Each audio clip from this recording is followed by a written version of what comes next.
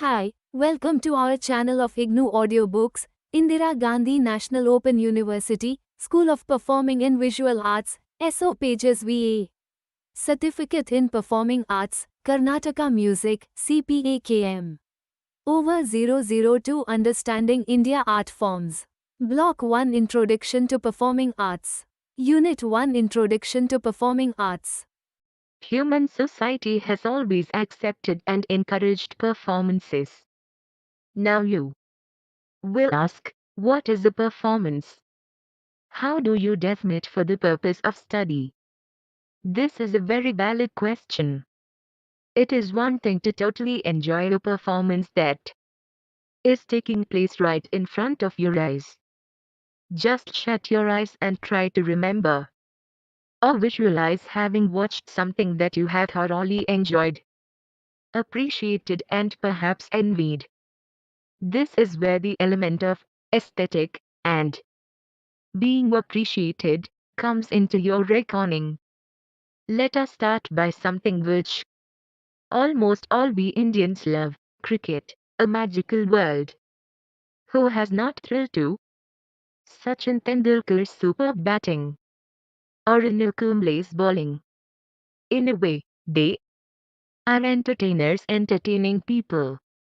Why does a man want to play cricket in front of other people who come to watch him play?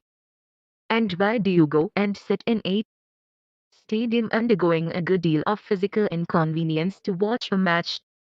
The answers to these two questions are very simple. Every human being likes the show off and down praise. Also, every human being wishes to sit back and take pleasure in other people excelling and putting in effort. A cricketer makes tremendous efforts to be where he is, the hours of practice, concentration, sacrifices made. And he will continue to do so till he continues to play, but he certainly wants appreciation and praise. In this context, all great players are superb artists practicing their craft. This, in a way, is art, a sort of performing art, something that is performance based. But it is sport. All sports are performance based. Similarly, observation can be made regarding a performing art. It is very natural, it depends on performance. When someone performs, the others enjoy. But there is a great difference between an art and a sport. There is no aim of winning in an art, but in sport to win is all that matters. In simple words, a sport is competitive, an art is not. In sport, there is a challenge between or amongst human beings. In an art, the challenge is with yourself, no other being is involved in this challenge. Sport does not create any mood except in generating excitement and thrill. Of course, if your favorite loses, you are sad for some time. But an art, since there no win and no loss, affects you very deeply, somewhere within your deep self, from where it evokes some extraordinary response within your soul. Something that you cannot experience in this world, it is otherworldly. This is a performing art. Times. Once again, let us categorize point within this concept of performing art. There are certain arts which are performed by the entire seated community for any occasion that needs to be celebrated. It is a group art which does not have to appeal to the deepest corners of the human soul. The purpose is connected with an event, good or bad. There are the folk arts which do not require much of pre-organized and systematic training. A child observes the elder's performance and joins in at the right moment and becomes the performer. But the other category is something that concerns the students of this course. It is the category of classical performing arts. The study and performance of these arts is a lifetime challenge and dedicated involvement. It is these arts that touch and evoke some unknown response from the depths of your soul, as a performer and as also as a viewer. The practice and performance of these arts create a rare bliss in your soul, ananda, another worldly joy that cannot be described. Ananda is the only aim to be pursued. This practice is a sadhya, supreme yoga. It is this class or category of performing arts that are being discussed and analyzed hereafter.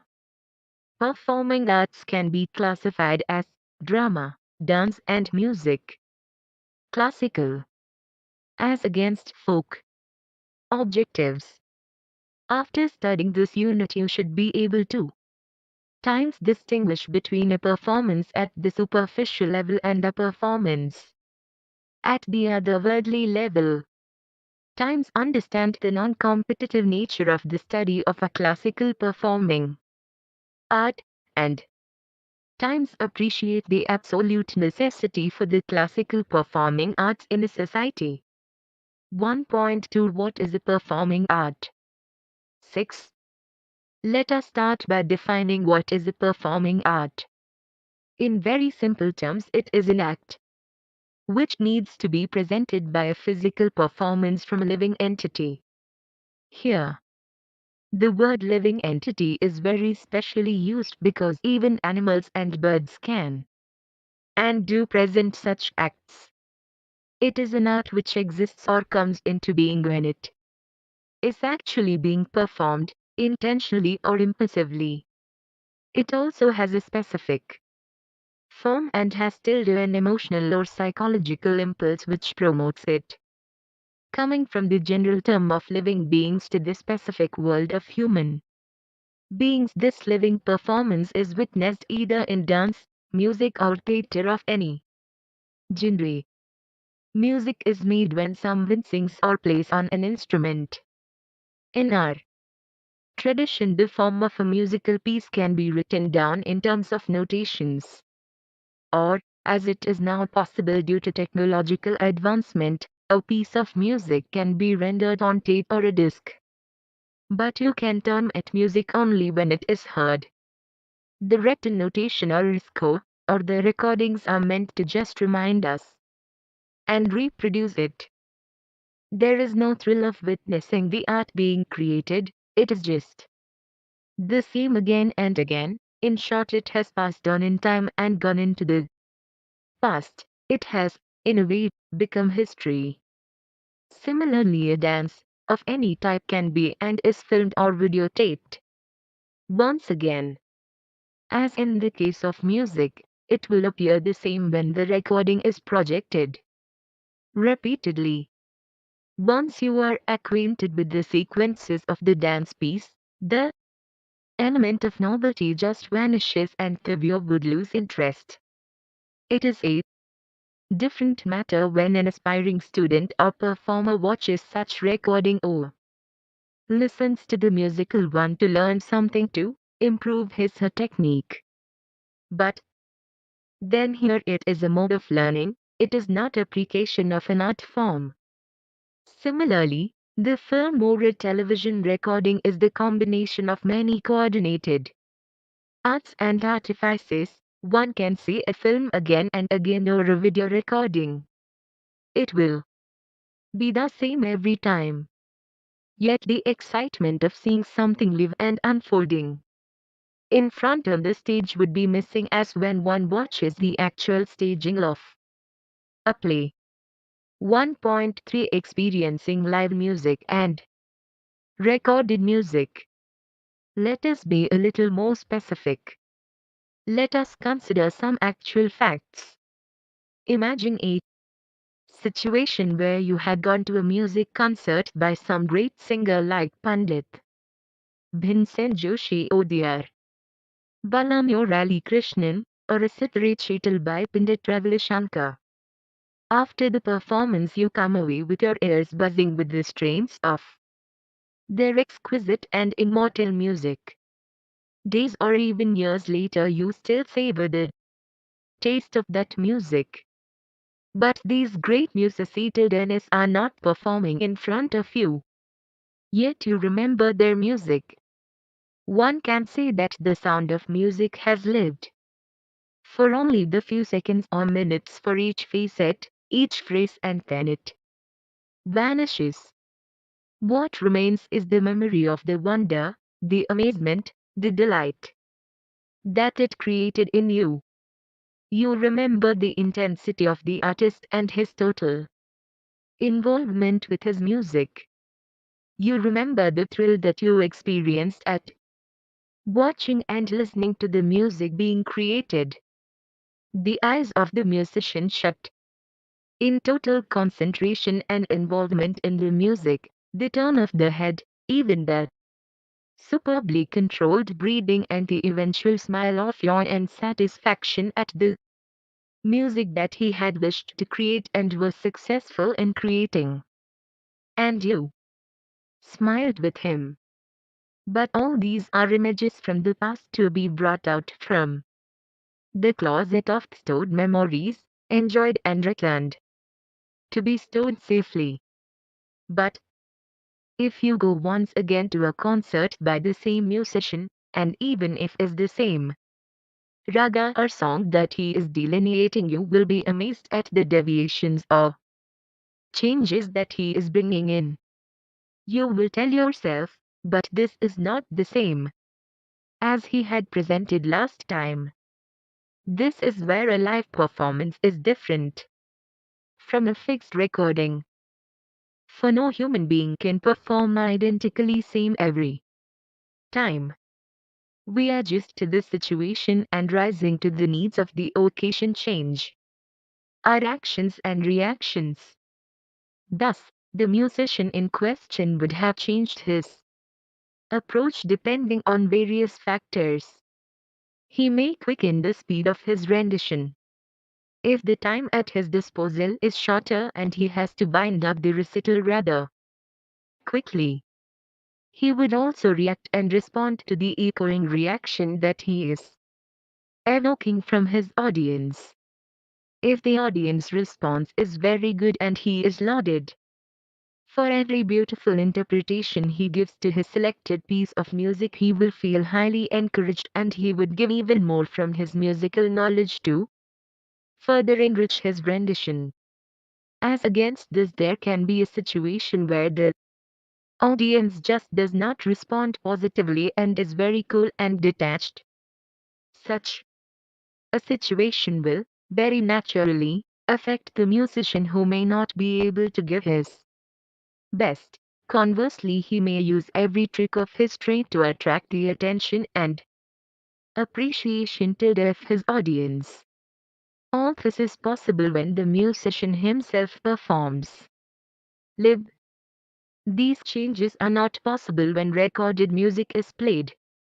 Live music passes into memory immediately after it is made, but not so the recorded music, which is right there to be played again and again as and when desired.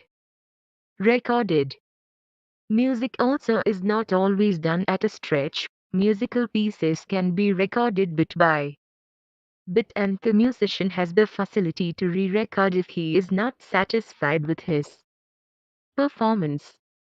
A recording can even be continued after some days. In recorded music, the accompanying music can be adjusted to go along with the musician. Recorded music eventually is the product of the technicians involved and their expertise. But it hardly ever gives the thrill of watching a live performance where the musicians and his audience literally become one, pulsating to the same heartbeats. 1.4 Experiencing live dance performance and recorded one. Let us turn to dance. This is even a more challenging art.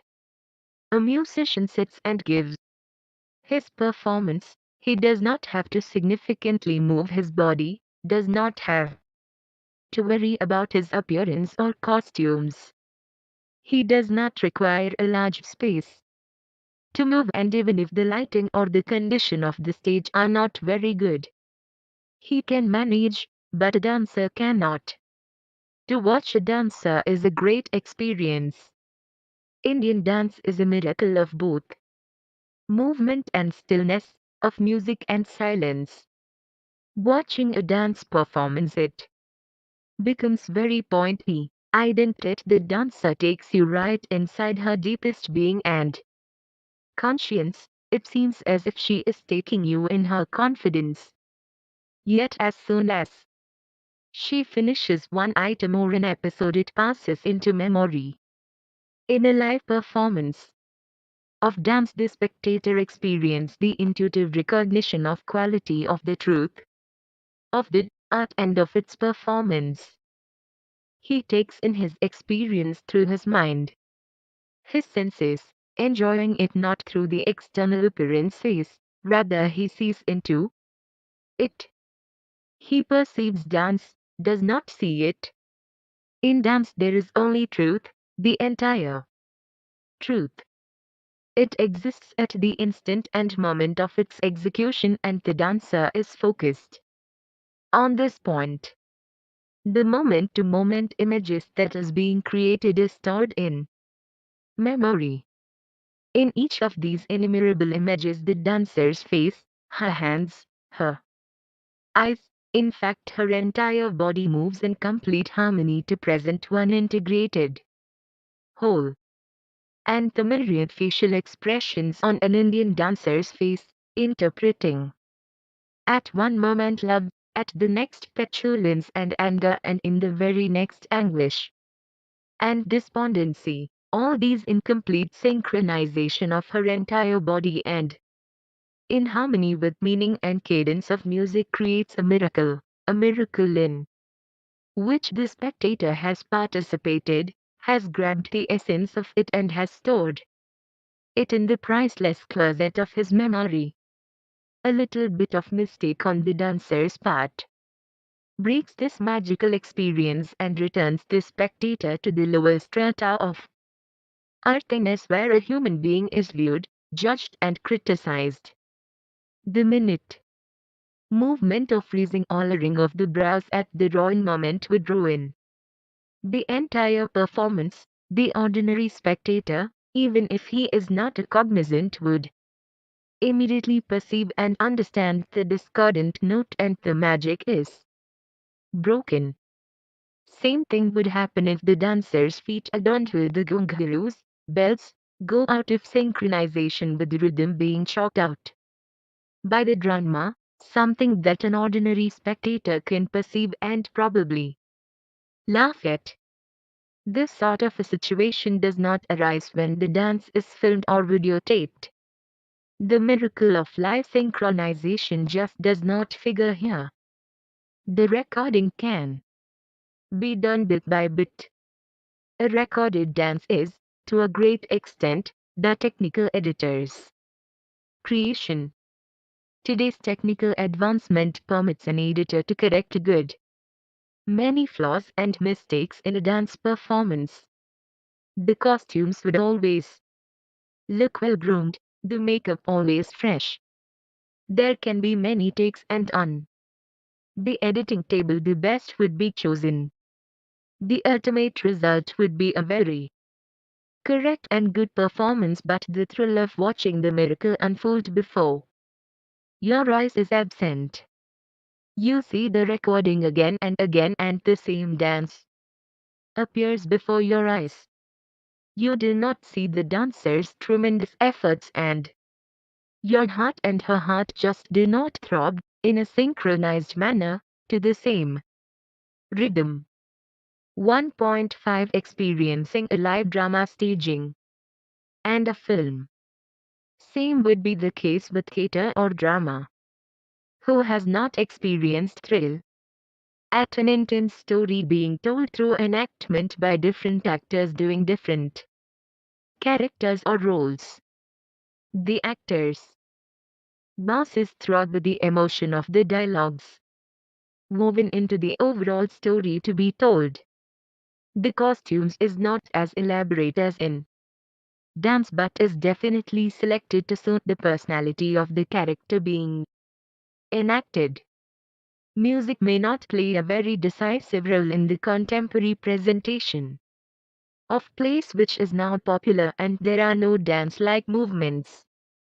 But that which is absent in dance, the spoken words, is the life and breath of this art. In a play, the most exciting and attention-catching part is the dialogue delivery. It may vary from era to era and area to area and character to character but never fails to thrill the audience. The emotion-laden voices of the actors create another world in front of the audience's eyes. Here also the stance of the body, the movements of the body which are actually well rehearsed and planned, add deep dimensions to the enactment by the actor who cannot take a step in the wrong direction. Just as dance and music have their rhythmic element, drama has its own.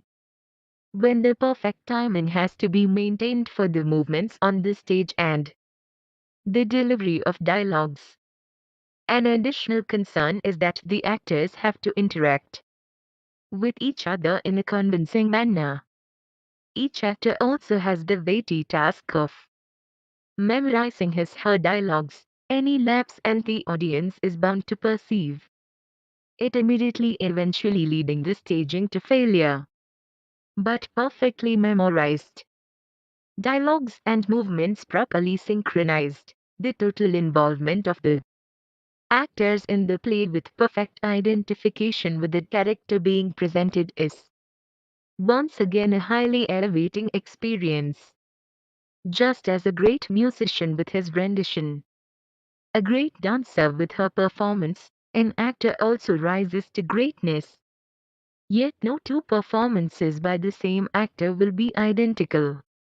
An actor is a living entity pulsating with life and he is bound to react to the minutest impulse that he receives from his audience.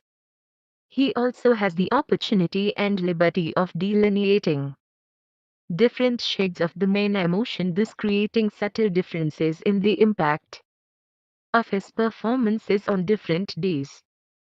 It is a thrilling experience to witness a group of actors performing live on the stage to surpass each other. 1.6 The medium of films. But same is not the case with the film. Both drama and film have a lot in common with each other. Both have the same elements and components and both have inherent movement in the form of the storyline. One can say that it has a forward main movement in the unfolding of the story. It has collateral, horizontal movements, which come and feed the central storyline. Today, the film has completely invaded our society and our psyche. It has become the major mode of entertainment, which cuts across the different level of society. The twin idiom to film is the television. At the present juncture, both have a great similarity and serve the same purpose. Yet the two do have different treatment once in a while. A film once shot will be the same after 50 years, excepting that over the decades, technological progress would improve the quality of the film, which can be updated. But the performances remain the same. We thrill at the superb artistry of Dilip Kumar or Sivaji Ganeshan, but they are on celluloid, they are not in front of you in flesh and blood, and you will never have the fascinating experience of watching them actually enacting scenes. Their task is easier than the actors in dramas. If a particular scene is not satisfactory, it can be shot again, and the best one will be inserted in the final print of the film. But their performance in drama remains static in time. It is not flexible, and once shot it is even forgotten by the actor. It does not have to be a stored image in the closet of memory. In fact, the miracle of a live performance is totally lacking in a film. 1.7 The L/1 idiom of television. Television is slightly different in cases where it telecasts live performances of any of these three arts, which gives the same thrilling experience. But when the programs are shot bit by bit, edited and telecast, it is identical to the film. 1.8 Conclusion. To conclude, watching, listening, being involved, mentally participating, sharing in the tension, being immersed in the excitement, getting activated by any of the performing arts is an experience, one in which you can sit back in tranquility and enjoy the same presentation again and again, but without being a part of it. The experience of enjoying and participating in a performing art is at the level of high seriousness. Great performances reflect the total identification of the artist with the idiom so as to become his/her second nature. It becomes the part of the performer's intellectual, emotional, and in India, spiritual being. This is true of all classical arts. But there are some arts which do not conform to the classical norms. These are the entire body of folk arts, folk dancing, folk music, and folk theatre. They are bright, joyous, colorful, spontaneous, but without the sophistication of the classical arts. These are performed during day-to-day activities or on special social occasions like weddings, births, deaths, naming ceremony of newborns, for sowing and reaping of crops, and many more. There are the ritual dances and performances which are offered to propitiate and pacify the spirits.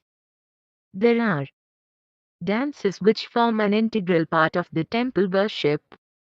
Thank you. Subscribe to our channel for more updates, and we will see you with the next chapter.